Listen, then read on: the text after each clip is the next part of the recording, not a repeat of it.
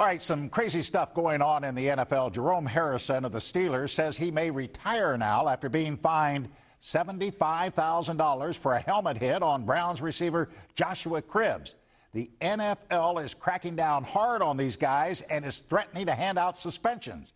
Harrison, a three-time Pro Bowler, says he can't play by these rules any longer and was so upset that the Steelers held him out of practice today. What's going on anyhow with these guys? I applaud the league with this action. They need to stop this stuff. They need to do it right now. Now, I love Eddie Kennison, the former wide receiver of the Chiefs, but I vehemently disagree with his notion that it's football. This is what players are taught to do. No, Eddie, and you know better than that. People going to shooting ranges are taught where to fire at their targets, but that doesn't mean they walk out on the street and pull the trigger at the first thing that moves. Let's use some common sense with all this. Football is a barbaric sport, but that doesn't make it right to try to maim your opponent. That's what that guy, remember that guy from the Bengals here at Arrowhead he tried to do to Trent Green 4 years ago?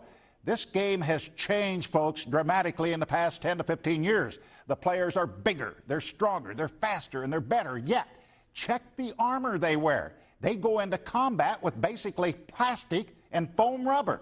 That's all the protection they have. And they still can't figure it out, all these head trauma incidents. When you operate an $8 billion a year business, you're somewhat cautious of making dramatic changes that could affect the company's bottom line. It's good to see, very good to see, the effort is finally being made to make the game safer. But look, this league has bigger issues right now than handing out $50,000 and $75,000 fines for violent play. From all reports, there won't be any games next year. The owners want the players to take a 16% cut in the overall revenues, and there is no way that is going to happen.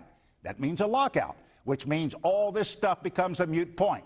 On this labor dispute, I am with the players all the way. I'm buying in big time. One of these days, these fat cat owners are going to figure out that the players really are the game.